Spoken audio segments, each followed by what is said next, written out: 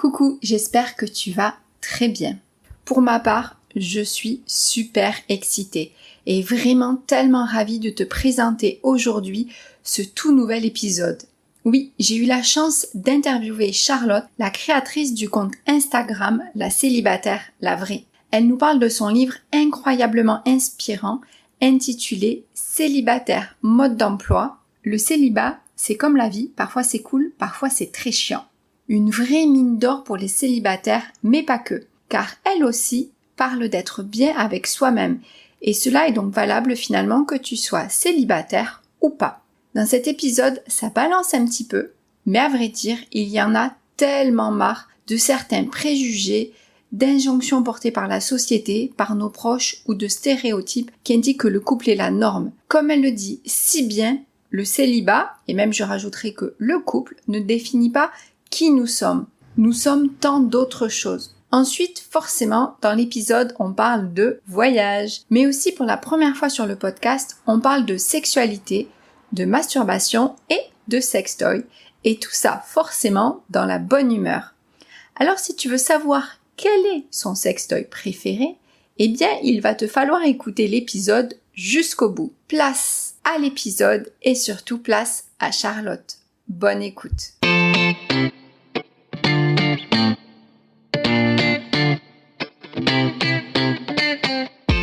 Coucou, je suis Alexandra de Chenille et Papillon, un podcast pour toutes les célibataires heureuses ou qui souhaitent le devenir. Si tu es maman solo ou pas, si tu te sens seule, si tu n'es pas vraiment heureuse, si tu es souvent dans l'attente, eh bien j'ai envie de t'aider à changer tout ça, en te reboostant et en te donnant le sourire principalement, mais pas que. Dans ce podcast, je te partage mon expérience, mes astuces, des exercices qui m'ont permis de mieux vivre mon célibat au quotidien. Tu retrouveras aussi des témoignages d'autres célibataires qui le vivent bien. Ils nous donneront également leurs secrets. Alors si tu souhaites réussir à apprivoiser cette solitude, parfois subie et souvent pesante, si tu veux devenir toi aussi une célibataire heureuse et épanouie, alors tu es au bon endroit. Mon premier conseil sera donc celui-ci. Je te propose de prendre quelques minutes pour prendre soin de toi en te posant confortablement pour écouter ce nouvel épisode. Bonne écoute! Alors bonjour Charlotte. Bonjour. Merci beaucoup d'avoir accepté mon invitation. Alors aujourd'hui, nous allons parler de ton livre « Célibataire, mode d'emploi ». Le célibat, c'est comme la vie, parfois c'est cool, parfois c'est très chiant. Mais avant toute chose, nous allons faire un petit jeu rapide, donc de questions-réponses, si tu es d'accord. Avec grand plaisir. Sujet justement, quelle est ton expérience du célibat? Tu es niveau experte, novice, en cours d'apprentissage. Ce mot ne fait pas du tout partie de ton vocabulaire interne. Alors, si je répondais que j'étais novice, il y aurait peut-être un petit souci quand même, puisque j'ai quand même écrit un livre dessus. Je tiens un compte Instagram qui parle de ça, donc je dirais niveau experte plus. Qu'est-ce que tu kiffes dans ton célibat ? Qu'est-ce que je kiffe dans mon célibat ? Je kiffe la liberté, je kiffe de pouvoir effectivement faire ce que je veux, quand je veux, où je veux. Je dis pas que les gens, je le dis, je précise toujours à chaque fois parce que je sais souvent que les gens me répondent ça.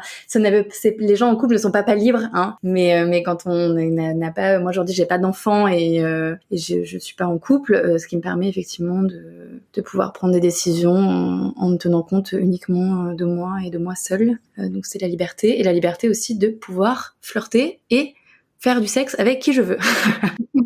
Et ça, j'avoue que je suis dans cette phase où j'ai très envie de le faire avec plein d'hommes, puisque c'est l'été.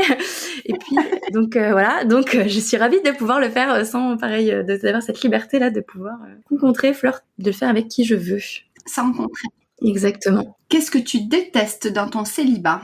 Il y a deux choses que je déteste, et je pense que beaucoup de gens qui me suivent le savent, c'est la pression de l'entourage. Quand je dis l'entourage, c'est à la fois l'entourage proche et de la société, qui est encore ultra présent de manière assez insidieuse. Donc je dirais vraiment la pression parce qu'il y a vraiment cette culture du couple, et notamment pour les femmes. Et la deuxième chose que je déteste, c'est alors c'est pas que je le déteste, mais ce qui me manque, et j'avoue j'ai aussi cette phase en ce moment parce que là j'ai mis fin à mes relations et que j'avais des amants réguliers. Là, c'est un peu fini.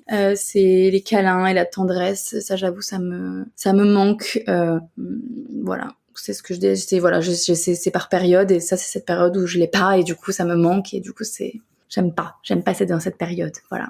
Célibataire et heureuse, c'est possible ? C'est même vivement conseillé. C'est fortement possible et c'est très très conseillé. Bien sûr que c'est possible, mais on y reviendra sûrement plus tard. Mais oui, c'est plus que possible. Et d'ailleurs, il y a plein d'études qui montrent que la catégorie de population la plus heureuse en moyenne sont les femmes célibataires. On aura l'occasion, je pense, d'en reparler. Tout à fait. En tout cas, merci beaucoup pour tes réponses. Alors aujourd'hui, comme je le disais, nous allons parler de ton livre. Je trouve une vraie Bible pour les célibataires, mais pas que. J'ai vu que tu t'adressais aussi finalement aux femmes qui pouvaient être en couple. Donc moi, j'aurais adoré avoir ce livre lorsque je me suis séparée il y a 7 ans. Et un livre qui finalement permet un petit peu peut-être de se préparer au célibat, si on peut parler de préparation. Mais d'abord, est-ce que tu peux te présenter un petit peu ? Oui, alors juste je me permets de rebondir sur ce que tu disais. Je suis trop contente que tu dises ça parce que c'est exactement ce pourquoi j'ai écrit ce livre. C'est vraiment, j'ai écrit le livre que moi-même j'aurais voulu avoir plus tôt et que j'aurais aimé lire moi-même en fait quand j'étais célibataire et que j'ai découvert un peu cette vie de célibataire. Donc je suis trop contente que ce soit reçu de cette façon-là. Du coup, je suis Charlotte, j'ai 35 ans depuis 1 mois. Je vis à Paris depuis une dizaine d'années. Je suis originaire de l'Est de la France. Je travaille, j'ai un travail normal de bureau dans une boîte parisienne, mais à côté de ça j'ai écrit un compte qui s'appelle Célibataire, pas du tout, j'allais dire Célibataire mon emploi, ça c'est mon livre. J'ai écrit un compte Instagram, je vais y arriver, qui s'appelle La Célibataire la vraie, il y a environ 2 ans suite à une rupture, et qui parle effectivement des joies et des peines du célibat. C'est comme ça que je t'ai rencontrée, que je t'ai découverte justement. Oui. Grâce à ce compte Instagram. Comme je le disais, donc tu as écrit un livre pour aider d'autres femmes célibataires, mais pas uniquement. Alors, je dois avouer, que tu évoques beaucoup de sujets très intéressants, que je trouve tellement justes et que je prône vraiment au travers de ce podcast, comme celui d'être bien avec soi-même avant de se remettre en couple. Après, c'est valable d'être bien avec soi-même quand on est seul, mais également donc quand on est en couple. Qu'il est important de profiter pleinement et à tous les niveaux de son célibat. Tu parlais justement de sexualité et tout ça, et je trouve que franchement, c'est totalement ça. Donc je pense qu'on pourrait effectivement en parler pendant des heures et faire clair. Une bonne 12aine d'épisodes. Hélas, là maintenant tout de suite on n'aura pas le temps, mais ça sera peut-être l'occasion effectivement de faire d'autres épisodes ensemble. Mais déjà, commençons donc avec celui-ci. Donc, pourquoi as-tu besoin d'écrire ce livre ? Donc, tu l'as évoqué un petit peu tout à l'heure. Pourquoi ce livre et comment tu aides finalement au travers de ce livre les femmes ? Pourquoi ce livre ? En fait, ce livre a été un peu la suite logique du conte, et donc du coup, pourquoi le conte ? En fait, moi, j'avais créé ce conte après m'être fait larguer et en fait avoir un peu cette étiquette de femme célibataire trentenaire du jour au lendemain. Et en fait, je cherchais vraiment du réconfort en fait dans ce que je vivais, dans la séparation, dans la redécouverte, parce que du coup, je m'étais remise sur les applis. Et en fait, je cherchais vraiment du contenu là-dessus et à partager sur ces sujets. Et c'est vrai que passé un certain âge, on a de moins en moins de personnes autour de nous qui vivent ce sujet parce qu'on a beaucoup de gens en couple, etc. Donc je m'étais lancée un peu sur Instagram pour vraiment échanger sur ces sujets-là et partager encore une fois les joies et les peines. Du coup, effectivement, moi, ça m'a énormément aidée parce que parler de tous ces sujets-là, je me suis rendu compte qu'on était plein à les vivre et qu'on se reconnaissait toutes, et même tous. Il y a aussi des hommes qui me suivent dans plein de sujets. Et c'est vrai que plus j'avançais avec le compte et plus moi-même, ça m'a fait vachement remettre en perspective plein de choses. Du coup, plus j'alimentais le compte et plus même moi-même, je réfléchissais ou j'échangeais avec des abonnés. Ça me faisait réfléchir à plein de sujets et ça m'a fait vraiment me faire dire, en fait, le célibat, c'est vraiment une question de perception. C'est vraiment quelque chose qui est très ancré dans le fait que on est dans une société qui est très construite autour du couple, qu'on éduque vraiment les petites filles, d'être dans cette recherche du prince charmant, etc. Enfin bref, il y avait tout quelque chose de vraiment culturel autour de ça. Bref, donc en fait, moi de déconstruire tous ces idées reçues, de beaucoup échanger sur tous ces sujets, m'a fait vraiment beaucoup mieux vivre mon célibat. Et vraiment, j'ai jamais été aussi épanouie du coup dans ma vie que depuis cette rupture-là. Et du coup, j'avais beaucoup donc j'en parle beaucoup. Je parle aussi des peines sur mon compte. Et c'est vrai que du coup, j'avais beaucoup d'abonnés qui me disaient, qui me posaient beaucoup de questions sur comment je faisais pour le vivre bien. Après, il y avait plein de questions très comment voyager seule, comment kiffer, comment se remettre d'une rupture, etc. Donc en fait, j'en parlais beaucoup sur le compte et je me disais putain, mais en fait, là, on a une mine d'or justement d'infos qui moi, en fait, je fais toujours sur mon compte ce que j'aurais aimé moi lire. Et je me suis dit, mais en fait, j'aurais adoré avoir tout ça dans une espèce de bible de la célibataire ou du célibataire sur tous ces trucs de haut, de bas, va, de comment gérer, etc. Et je me suis dit, en fait, je vais la faire, cette Bible. Du coup, le livre a vraiment découlé de ça, de moi, mon cheminement, mais à la fois, voilà, tout ce que j'ai pu entendre, tout ce que j'ai échangé avec mes abonnés. Il y a vraiment plein de choses qui ont été construites avec les abonnés dans ce livre. Et de me dire, en fait, ça peut servir, moi, ça m'a énormément servi et ça peut servir à plein de gens parce que j'avais vraiment des questions tous les jours sur mon compte. Et voilà, du coup, j'ai fait cette petite Bible du célibat. C'est clair. Ouais, c'est un peu l'idée que j'ai eue pour le podcast aussi, que je trouvais qu'il y avait pas grand chose et j'aurais tellement effectivement aimé avoir ton livre où quand tu te retrouves, tu parles de solitude aussi, en fait, tu parles de beaucoup de sujets. Ouais. Et c'est vrai que il y a des choses qui sont très difficiles et justement tu parlais ce qui t'agace, c'est cette fameuse pression sociale. Enfin voilà, on va aborder le sujet parce que c'est une des choses qui m'a le plus, je crois, agacée dans mon célibat. Mais donc aujourd'hui, tu es célibataire par choix ou parce que tu n'as pas encore rencontré la personne qui te correspond? C'est une excellente question. Je saurais même pas y répondre parce que je pense que c'est un peu des deux. C'est-à-dire que depuis ma dernière rupture, j'ai vachement remis en question le modèle du couple, le modèle de relation, etc. Du coup, ce qui a fait qu'après cette relation, qui était une relation très classique de on se rencontre, on tombe amoureux, on présente nos amis, notre famille, on envisage d'habiter ensemble, on habite ensemble, on part en vacances, on envisage de le bébé, enfin bref, j'étais vraiment dans ce chemin très classique. Du coup, après ça, j'ai un peu... j'avais déjà des réflexions avant, mais je me suis dit c'est l'occasion de tester d'autres types de relations. Et c'est vrai que j'ai rencontré des hommes ensuite qui étaient dans d'autres modèles de relations, et ce qui m'allait très bien. Des relations ouvertes, des amants amis, etc.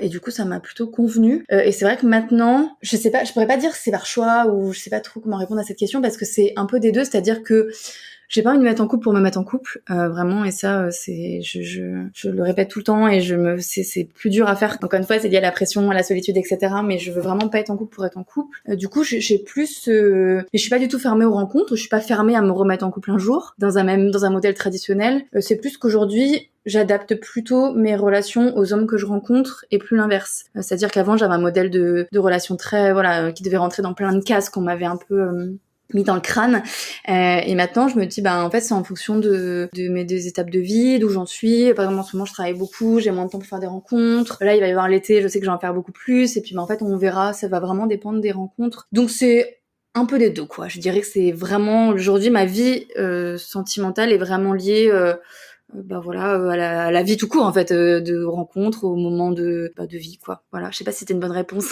C'est une réponse un peu vague, mais il y a pas de bonne ou mauvaise réponse. Je pense qu'on a toutes les bonnes réponses, celles qui nous correspondent. Après chacune choisit. Enfin après moi je partage tellement justement on va y revenir vraiment à cette pression sociale, mais moi je sais que combien de fois on m'a posé cette question là et je trouve que c'est tellement je suis d'accord avec toi. Moi, pendant longtemps, c'était un peu des deux. Il y avait une partie où je voulais rencontrer quelqu'un, comme tu l'as évoqué tout à l'heure, pour le partage, pour les câlins, pour la sexualité aussi, il faut pas se leurrer. Et puis d'un autre côté, c'était aussi d'un autre côté, j'étais bien seule parce que la liberté, avec tout ce que ça implique, et puis je voulais pas être avec quelqu'un pour être avec quelqu'un, quoi. Enfin, je veux dire, c'était hors de question pour moi, quoi. Vraiment, c'était donc je comprends tout à fait ce partage entre les deux parce que après forcément, on cherche quand même toutes, même si on vit très bien notre célibat, je pense qu'à un moment donné, on a envie d'être en couple, quoi. On n'est pas fait pour vivre seul de manière générale. Après, il y a d'autres choses, il y a les relations amicales. C'est pas parce qu'on n'a pas de mec qu'on est, On est seul, ouais, tout à fait. Ouais, non, mais ça. Avec nos 10 chats dans la... Exactement. Et après, il y a effectivement, il y a des gens qui veulent être très bien combler qu'avec. Moi, j'ai une copine par exemple, elle fait des câlins, c'est beaucoup à sa famille, à ses amis, et ça lui suffit. Elle a pas besoin de chercher de l'affection ailleurs. Elle partage des choses avec d'autres personnes que ses relations de couple. Et moi, j'encourage souvent, d'ailleurs, beaucoup ça, de pas mettre toute sa charge affective, sentimentale, c'est d'être son confident, enfin dans une seule personne. Donc c'est hyper important d'équilibrer. Et après, c'est vrai qu'il y a je pense que l'être humain, effectivement, n'est pas fait pour être seul, mais après, il faut pas effectivement que c'est pas forcément que le couple qui est la réponse à ça, justement, et ça peut être plein d'autres types de relations humaines, effectivement, qui peuvent combler cette partie-là, quoi. Après, comme tu le dis, tout mettre dans une seule et même personne, sur le fond, c'est même compliqué, quoi. Je veux dire, il n'y a pas une personne qui peut tout avoir, quoi. Amen, j'ai envie de dire. Ouais, c'est exact. Mais c'est le gros problème d'ailleurs c'est ce qui fait beaucoup de couples dysfonctionnels, hein, et c'est ce qui fait que j'en suis persuadée. Et c'est pas d'ailleurs, il y a plein d'études, il y a plein de psy qui n'arrêtent pas de le dire. C'est vrai que le modèle de société dans lequel nous on vit a été très construit sur ça, ce modèle de couple et de tout mettre en charge sexuelle, affective, amicale, sentimentale sur une seule personne, qui fait qu'en fait ça marche pas. Ça marche souvent pas parce qu'on attend tout de l'autre d'une seule personne et c'est pas possible. Aucun humain ne peut combler tous les besoins d'une autre personne, c'est impossible. Non, c'est clair. Enfin, moi, je sais que j'essaye de l'intégrer. Alors, j'en avais conscience. Mais là, maintenant que depuis peu, je suis à nouveau en couple, il y a des choses qui voilà, hein, c'est moi, hein, qui me plaisent pas forcément ou ce genre de choses. Et je me dis, mais Alex, il est pas parfait. Il y a des choses où je veux dire, tu peux pas attendre certaines choses de cette personne. T'as d'autres personnes pour ça, en fait. Donc, mais c'est vrai que c'est pas forcément évident parce que c'est toujours pareil. On en revient à cette pression sociale. Il faut, voilà, on doit, c'est juste insupportable, quoi. C'est très pénible et agaçant.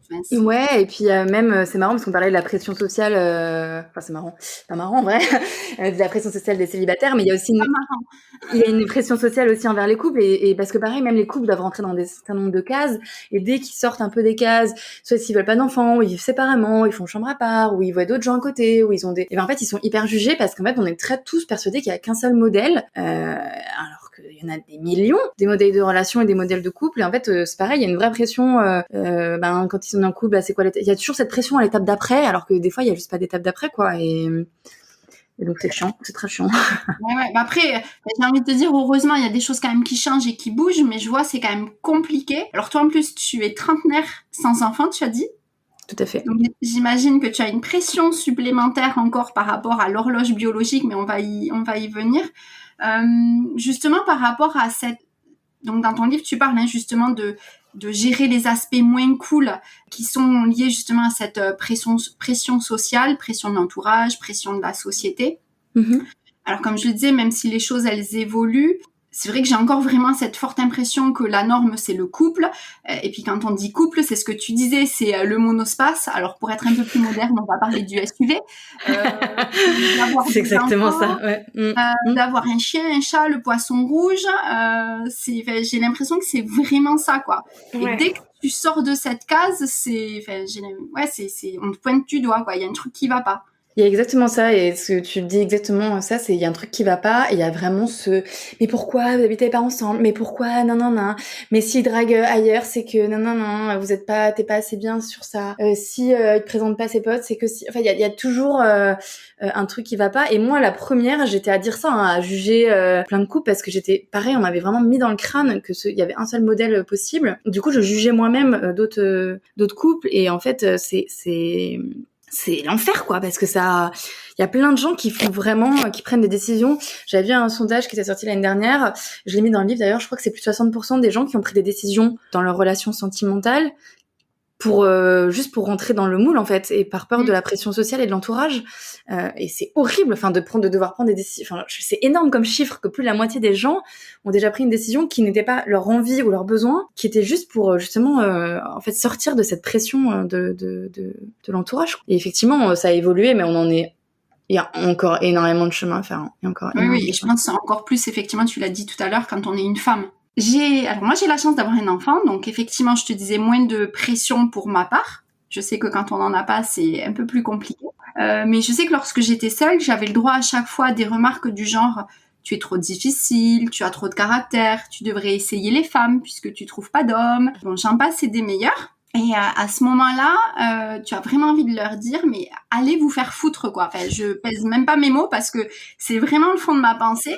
1000%, je te comprends à 1000%. Et justement, j'ai vu dans ton livre que tu mettais des phrases du genre moi je m'occupe pas de ta vie de merde, ou tu fais semblant avec ton mari, enfin voilà, tu t'occupes pas de la vie des gens, quoi. Finalement, dans ton livre aussi, tu mets certains types de réponses comme ça assez dures. Est-ce que toi, tu as vraiment répondu parfois ce genre de réponse et quelle est pour toi la pire remarque que tu as pu avoir? Effectivement, dans le livre, je mets à la fois des réponses douces et des réponses beaucoup moins douces. Alors d'ailleurs, au début, je répondais pas parce que en fait, ça m'a affecté énormément et c'était horrible. Je les absorbais et je les croyais en fait. Et on oublie vraiment que ça peut toucher des gens et ça peut vraiment blesser des gens et leur faire perdre toute confiance en elles et les faire se remettre en question et les faire subir leur célibat. Bon bref, et les rendre malheureuses en fait. C'est hyper insidieux. Et il y a des gens qui ont vraiment beaucoup de remarques. Et moi, j'ai des abonnés qui me disent qu'elles vont même plus en meeting de famille, j'allais dire en réunion de famille, parce que en fait, elles en peuvent plus, quoi. Donc moi, avant, je répondais pas. Après, j'ai commencé à répondre à la manière manière douce et de plus en plus je réponds par la manière moins douce parce que je pense que là c'est bon, stop en fait. Surtout moi et mon entourage sait que non en fait c'est pas un sujet et maintenant j'avoue que du coup je n'ai plus de remarques parce qu'en fait le fait d'avoir répondu par la manière un peu dure, bah en fait ça leur a mis un peu leur nez dans leur caca et ils ont arrêté. Et notamment je pense à des amis qui jugeaient vachement ma vie de je cite non mais t'es dans ta phase nanana c'est pas possible d'aimer cette partie-là, d'avoir des amants comme ça, je sais pas quoi, c'est pas un mot, c'est pas une vie ou je sais pas quoi. Et à un moment, je leur ai dit, bah en fait, pardon, mais quand je vois vos couples à vous, ça me donne pas du tout envie non plus, quoi. Donc, et en fait là, et depuis, d'ailleurs, ces gens-là ne m'ont plus jamais fait de remarques. Et je pensais vraiment, en fait, j'étais vraiment sincère parce que, en fait, surtout, c'est marrant comme les gens qui font des remarques sont souvent les gens. Et en fait, je le dis souvent à mes abonnés, souvent ceux qui se permettent des remarques, c'est ceux qui sont en fait hyper malheureux, / jaloux et qui en fait veulent trouver des raisons de justification à leur malheur entre guillemets et qui remettent en question les choix des autres que leurs propres choix. Ouais, c'est sûr. Ouais. Donc, et la pire remarque, c'est un peu tout. Enfin, je trouve que c'est vachement l'accumulation de tous les fameux, bah effectivement, t'es trop exigeant, t'es trop difficile, pourtant t'es mignonne, ou voire pire, bah peut-être qu'il faudrait que tu perdes du poids, ou peut-être qu'il faudrait que tu sois moins ci ou moins ça. En fait, c'est vraiment qu'ils remettent en question ta propre personne. Je trouve que c'est horrible parce qu'en fait, moi, ça me faisait vraiment remettre en cause ma propre personne. Et effectivement, même des hommes ou des ex qui m'ont fait des remarques pour faire mal et du coup, tu les prends pour toi et ça peut avoir des conséquences assez difficiles. Moi, c'est vraiment, je dirais pas qu'il y ait la pire, enfin, je trouve elles sont toutes pires en fait. Je trouve que vraiment elles sont toutes dures parce qu'elles jugent soit ta personne, soit tes choix de vie. Et puis souvent, en fait, encore une fois, il y a beaucoup de gens qui sont célibataires, pas par choix justement, qui même si profitent de ces périodes, ben elles aimeraient bien quand même être en couple. Du coup, c'est pas tous les jours facile et quand c'est pas facile et qu'en plus on se prend des remarques comme ça dans la tronche, c'est vraiment pas cool quoi. Donc en fait, je dirais que toutes les remarques sont difficiles parce que souvent elles sont cumuler les unes aux autres de tes collègues, de tes potes, de ta famille, de tes machins, de ta télé, de ta série que t'as regardée. En fait, tout ça mis bout à bout te fait sentir comme une petite merde. Et du coup, ouais, c'est l'accumulation de toutes ces remarques qui fait en fait que c'est pire. Toutes elles sont pires, quoi. Ouais, non, mais c'est vrai, c'est vrai. Enfin, moi, je crois quand même la pire pour ma part, ça a été vraiment celle de tu devrais penser à essayer les femmes de ma propre mère. Ça, je crois que, mais voilà, ça a été quand même quelque chose. Mais je sais qu'après, ouais, comme tu dis, c'est un cumul. Et comme tu le disais tout à l'heure, j'ai l'impression que des fois, les gens aussi. Alors, je sais que ma mère, elle disait pas ça par méchanceté. Il y a des fois, on dit pas les choses par méchanceté, mais en tout cas, comme tu l'as dit, des fois, c'est pas forcément un choix. Et même si tu prônes, que tu le vis bien, que tout va bien, c'est pas tous les jours le cas. Et je trouve que, enfin, comme on l'a dit, enfin, toi, tu viens pas te mêler de leur vie en disant, mais ta vie, toi, enfin, et j'ai envie de dire, mais pourquoi ils viennent se mêler de la nôtre, quoi? C'est un peu ce que tu disais. Je pense qu'ils ont, enfin, désolée de le dire, mais je pense qu'ils ont une vie de merde et que c'est tellement plus facile de s'occuper de la vie des autres c'est exactement ça. Enfin, je trouve ça mais tellement dommage, quoi. Et c'est ça, puis que quand tu vas pas forcément bien, puis souvent la confiance en soi en mode de célibat, elle est un peu redescendue.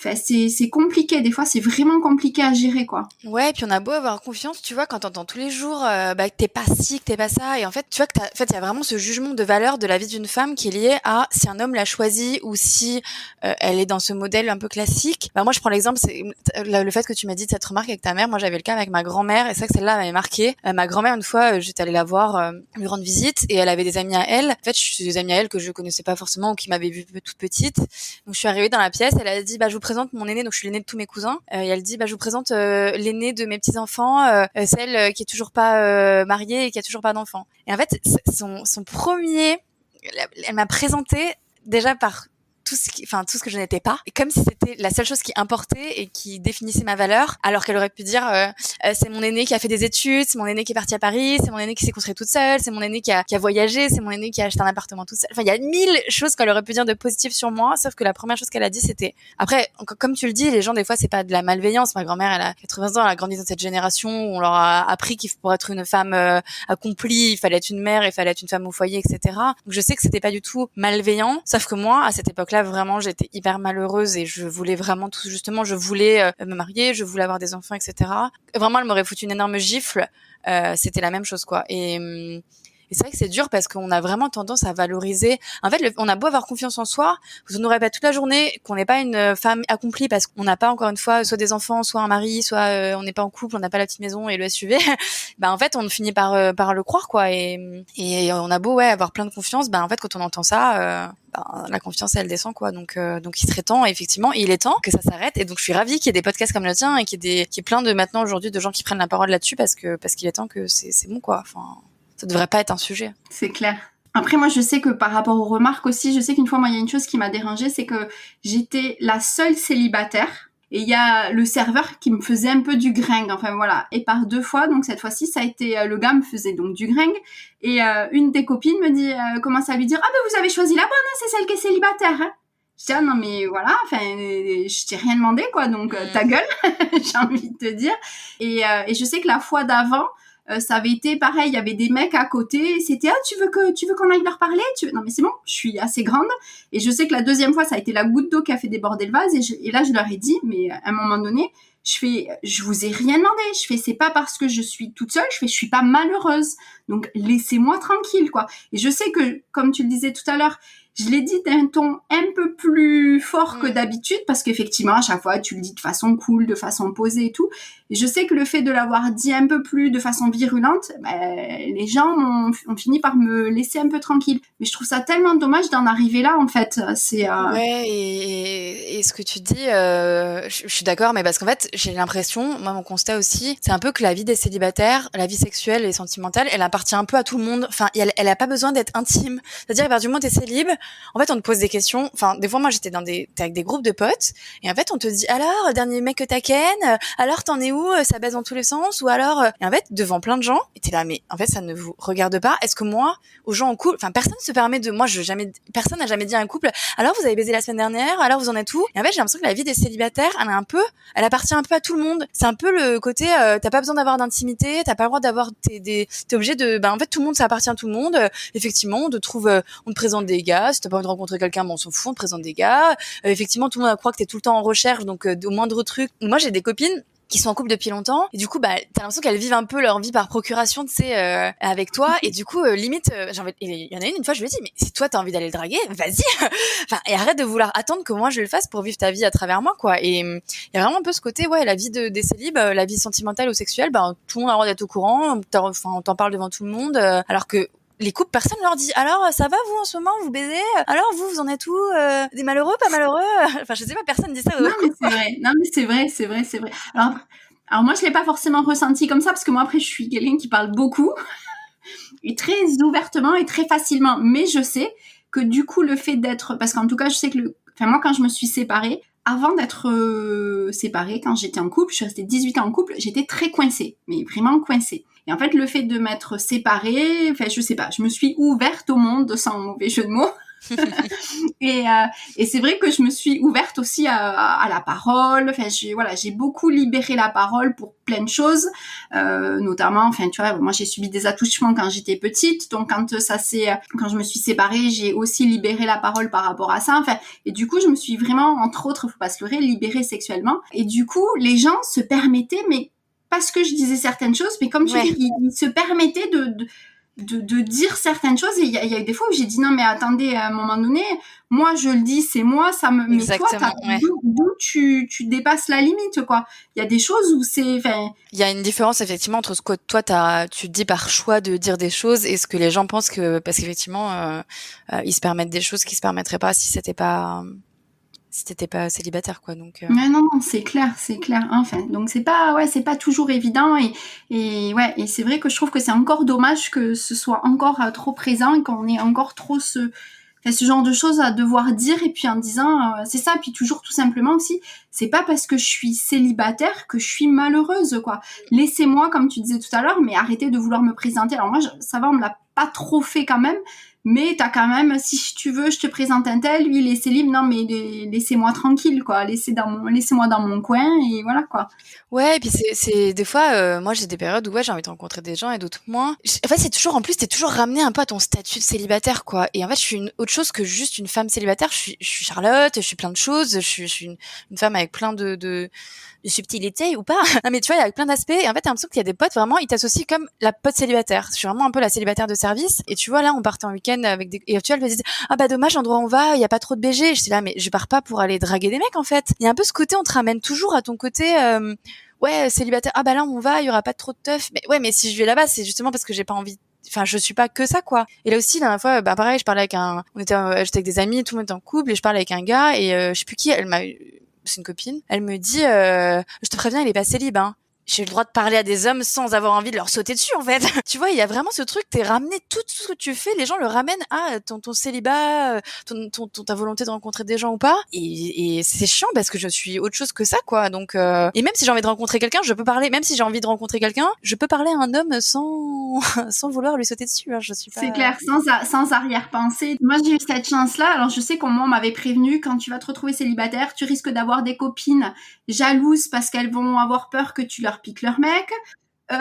Tu risques de tomber sur, à contrario, des mecs qui vont te faire un peu la misère parce que tu vas sortir avec leur nana et donc tu pourrais leur donner des idées. Voilà. Alors, dans l'ensemble, ça a été.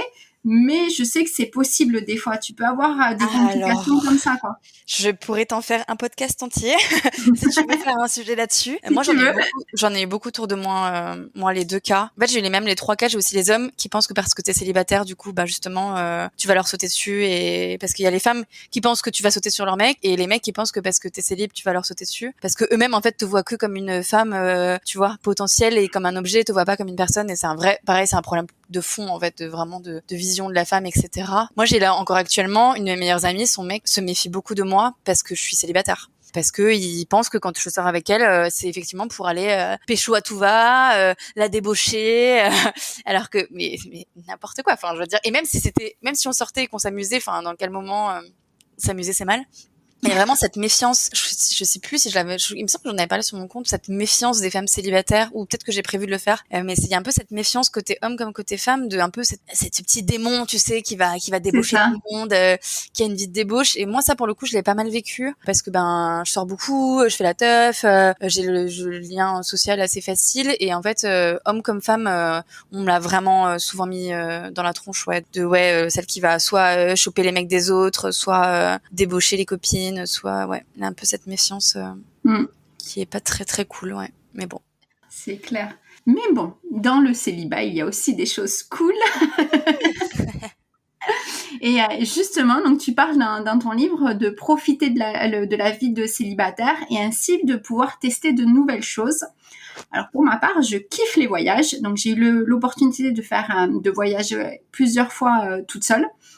Et donc grâce à ces voyages, j'ai beaucoup appris sur moi. Donc d'ailleurs, petite parenthèse, dans l'épisode 19, j'évoque les avantages et les inconvénients de voyager seule. J'aimerais également proposer un épisode sur comment organiser un voyage toute seule. Donc ça, c'est des sujets dont tu parles justement dans ton livre. J'imagine que tu as déjà voyagé solo. Et quel est ton meilleur voyage si tu devais essayer d'en choisir un? Je sais que c'est difficile. Et quel serait ton apprentissage? Je crois que mon meilleur voyage, c'est marrant parce que c'est pas du tout un voyage, c'était en Auvergne. C'était pas du tout genre l'autre bout du monde. En fait, j'étais beaucoup partie solo, un peu parce que t'as jamais tout le monde qui est dispo, tu vois, donc j'étais partie un peu au début par un peu dépit de pas trouver quelqu'un avec qui partir. Mais j'avais au final hyper kiffé, et bon, pour plein de raisons effectivement que j'évoque dans le livre et dont on pourra parler. Mais là, ce voyage en Auvergne, il était un peu parce que là, j'avais juste besoin de couper, j'avais besoin d'être seule avec moi-même, j'avais besoin de me retrouver, et c'était plus justement, j'étais pas je partais pas pour tu vois, découvrir un endroit, etc. Je partais vraiment pour me découvrir moi-même. Je sais pas comment, tu sais, souvent quand tu voyages parce que t'as envie de faire une destination, et je te dis, je voyageais parce que je voulais aller à tel et tel endroit et que personne n'était dispo. Et là, c'était vraiment, j'avais envie d'être avec moi-même. Donc du coup, j'ai pris une destination effectivement improbable. J'étais en Auvergne, dans une espèce de gîte paumé, et pour lire, pour écrire, pour juste être, prendre le temps et me retrouver. Et du coup, j'avais adoré parce que c'est dur.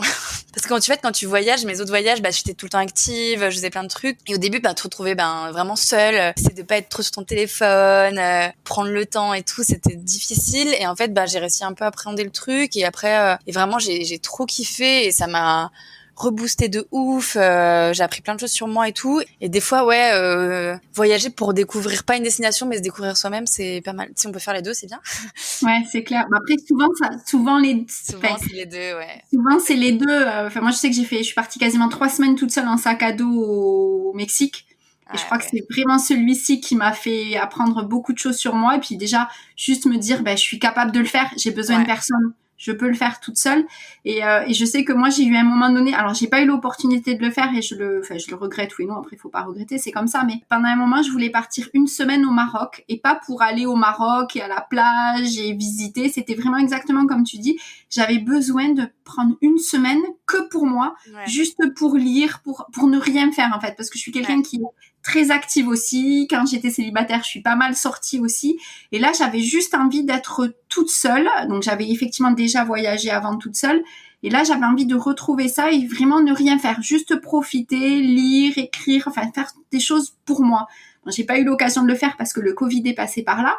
Mais du coup, je trouve que c'est vraiment cool. Et ça, je le recommande et il n'y a pas besoin d'aller, moi je le dis souvent pour se lancer, ça peut être qu'un week-end et là j'ai plein d'abonnés maintenant que j'en ai vachement parlé sur le compte qui me disent, là j'ai juste fait 2 jours, j'ai loué juste un Airbnb ou à 2 heures de chez moi où je suis partie en week-end sur la côte, etc. Et des fois ça suffit et juste partir, se faire que kiffer soi-même, prendre le temps de s'écouter, mais rien que ça. Et moi je sais que j'ai un rapport des fois j'ai un rapport compliqué avec la nourriture et c'est con mais là d'être partie tu vois tu t'écoutes vachement ton corps tu sais je me forçais à écouter vraiment quand j'ai faim ce que j'avais envie de manger et tout et tu t'apprends vraiment je sais pas comment dire à redécouvrir tes besoins et tout il y a pas besoin de le faire effectivement à l'autre bout du monde. Je dis souvent à mes abonnés parce que elles me disent pareil j'oserais pas et je leur dis mais c'est pas obligatoire un voyage seul, c'est pas forcément un voyage à l'autre bout du monde, ça peut juste être quelques heures mais juste partir solo, s'écouter, écouter ses besoins, ça peut être déjà hyper révélateur et formateur. Moi, c'est ça. Je prenais exactement comme toi. Et puis j'ai pas commencé par le Mexique. Hein. Oui. J'ai commencé par à côté, partir toute seule près de chez moi. Et comme je dis, des fois, ça peut être limite à 30 km de chez soi, quoi. Il y a vraiment pas besoin d'aller à l'autre bout du monde, quoi. Et c'est ça, c'est que tu fais un premier petit pas et puis après un autre. Et c'est comme ça que après, tu vas plus loin si t'en as envie. Après, ça se trouve, c'est pas du tout ton kiff. Et voilà, c'est exactement ça. On se rapproche de la fin de l'épisode, donc je voulais aborder d'un dernier sujet, donc un sujet un petit peu plus chaud. Donc pour toi qui écoutes l'épisode, si tu es dans ta voiture avec tes enfants, demande-leur de boucher les oreilles. C'est un sujet donc que je n'ai pas encore eu l'occasion d'aborder dans mon podcast et que franchement je souhaiterais profondément aborder. Je pense que ça ferait vraiment un excellent épisode. Donc c'est celui sur la sexualité. La sexualité en tant que célibataire, peut-être avec toi, si tu es d'accord, on verra ça. Comment gères-tu, toi, ta sexualité en tant que célibataire? Tu es plutôt partisane de pas de mec, pas de sexe, il faut être amoureuse pour coucher, non mais ouf, il y a les plans cul, les sex friends, voilà, ou les les sex toys, superbe invention. Eh ben, je vais dire un peu de tout. Un peu tout parce que c'est pareil, ça dépend vachement des périodes. J'ai des périodes où enfin, je dis un peu tout, mais non, c'est surtout les 2 dernières. La première, pas de couple, pas de sexe, non, ça m'est jamais arrivé. Mais ça peut arriver. Enfin, après, j'ai aussi des périodes où je fais pas de rencontres et où j'ai aussi des périodes de jachère, hein, où il se passe un peu moins de choses. Mais c'est plus mais du coup, il y a les sextoys. Effectivement, il y a toujours les sextoys. Meilleure invention du monde. Ça va contre 8000%. Donc, effectivement, donc pas la 1 parce que jamais pas de sexe tout court parce que la masturbation, ça, j'ai toujours prôné ça. Enfin, j'ai toujours fait, mais avant, je considérais que c'était hyper sale parce qu'encore une fois, le sexe est sale pour les femmes, la masturbation encore plus. Donc quand j'étais jeune, j'en parlais pas du tout. J'ai découvert un jour la sextoy et ça a changé ma vie. Et après, c'est vrai que la parole s'est énormément libérée là-dessus. Donc oui, toujours sextoy. Les deux ou pas, hein, mais globalement masturbation. Donc toujours sexe. Après c'est pareil, ça dépend. Moi j'ai quand même souvent des amants, j'avoue. Quand je suis célibataire, quand je dis amants, ça peut être soit des amis avec des extras, ou ça peut être des gens que je vois de temps en temps, des gens que je vois même des fois que je vois plus pendant des années, et puis la vie fait que on se revoit, etc. Donc c'est vrai que j'ai quand même un peu souvent des relations où je mets d'ailleurs de moins en moins d'étiquettes. J'aime pas trop les étiquettes. Avant j'en mettais plan cul, machin. Maintenant je dis juste mes amants parce que des fois c'est des amis, des fois c'est des mi-amoureux, mi je sais pas quoi. Et en fait c'est pas grave, juste on passe du bon temps et ça nous va très bien. Mais oui, donc du coup j'ai souvent effectivement des relations même quand je suis pas en couple, et quand j'en ai pas effectivement ouais. Les sextoys maintenant j'en ai une collection. Tu as peut-être un préféré? Non, je sais plus qui m'a posé la question il y a pas longtemps, et j'ai dit c'est comme choisir je suis pas maman, mais je me dis c'est comme choisir tu sais les comparatifs entre ses enfants. J'adore. Je pourrais pas choisir entre mes enfants. Non, mais c'est vrai, en plus, je pourrais pas choisir. Non, j'en ai quand même 2-3 préférés. Mais selon mes envies, en fait, ils sont assez, je trouve que ce qui est cool aujourd'hui, c'est qu'il y en a tellement des différents qui sont, enfin, tu vois, qui t'apportent plein de sensations différentes, que pareil, selon mon envie, c'est comme quand t'as faim, des fois t'as envie de pâtes et des fois t'as envie, je sais pas, d'un burger. Je trouve avec les sextoys, c'est un peu pareil. Des fois t'as envie de certains trucs et J'aime bien. J'aime bien les comparaisons, les enfants, les burgers. C'est un peu étrange de comparer des trucs qui n'ont rien à voir. Ouais, j'ai fait un raccourci là. Non, mais c'est exactement ce que non, mais c'est vrai, je trouve mais souvent j'ai les questions séparées sur mon compte, lequel tu conseilles, et je dis ça dépend aussi des corps. Moi je sais que par exemple je suis très stimulation externe, donc en fait j'ai beaucoup de sextoys de type aspirateur à clito, etc., ou vibro, mais en fait ça dépend vachement aussi de ce qu'on aime et de ce qu'on a envie, donc non, je ne pourrais pas choisir. Si d'en choisir un sur une île déserte, je pourrais pas. Parmi mes enfants, je ne peux pas choisir. Voilà, c'est exactement ça, mes petits bébés, je ne pourrais pas choisir. Mais en tout cas, je pourrais plus m'en passer. Par contre, ça, s'il y a bien, ça, je peux répondre, je pourrais plus m'en passer. Ça, c'est sûr. Ouais, je comprends. Je développerai une prochaine fois. On pourra. Et du coup, oui, avec plaisir pour en parler une prochaine fois, avec grand plaisir. Ok. Donc, pour terminer et revenir à un niveau un peu cucu, je kiffe ça. Je kiffe ça aussi. Qu'est-ce qui finalement t'a permis de devenir papillon? Plein de choses. En fait, c'est pareil. C'est un million de choses. C'est un million de choses. Ça a été des déconstructions, ça a été des lectures, ça a été des échanges, ça a été un travail sur moi-même, ça a été vraiment beaucoup de discussions avec des gens, ça a été beaucoup de discussions avec moi-même, tu vois, réfléchir sur plein de trucs, me poser les bonnes questions, comprendre aussi, m'analyser, plein de choses, et je suis pas arrivée à bout en bout encore, tu vois, des fois je me dis je suis encore le petit papillon qui sort là de sa petite chrysalide, et il est presque sorti, mais et je sais pas si en vrai on arrive d'ailleurs à sortir totalement un jour, mais ça a été plein de choses, mais c'est vraiment ça vient vachement de soi, enfin c'est ce que je dis souvent, ça vient de changer son état d'esprit, et ça se fait pas du jour au lendemain, et ça aussi je le dis parce qu'il y a plein de gens qui me disent mais moi j'y arrive pas et j'essaye et tout, et ça se fait pas du jour au lendemain, ça a été des années et des années, et vraiment je le dis, moi j'ai subi depuis que je suis à la maternelle et qu'on te prête des chéris dans tous les sens, et que dès que t'es très jeune y a un peu vite ce truc de chéri, d'avoir un amoureux, d'être et du coup depuis là en fait je me pose 1000 questions, et j'étais pas très bien, et que du coup des phases où j'avais pas de chéri ou d'amoureux ou de blablabla, et c'est vraiment très récent, j'ai 35 ans, moi ça doit faire peut-être je sais pas 2-3 ans où vraiment ça va quoi. Donc ça prend du temps, et c'est plein de petites choses, et je pense que ma recette, c'est pas la même recette que pour plein de gens. Tu vois, toi, tu vois, des fois, c'est effectivement d'un coup une rupture qui a un déclencheur. Moi, ça a été plein de petites choses. Ma dernière rupture a aussi, je pense, pas mal accéléré. Mais ouais, c'était plein de petites choses, quoi. On arrive vraiment à la fin. Je sais qu'en plus, tu dois partir. Si tu devais donner un conseil à toutes les célibataires qui nous écoutent, que leur dirais-tu si tu devais donner un conseil? Pareil, un conseil, c'est dur. Un conseil...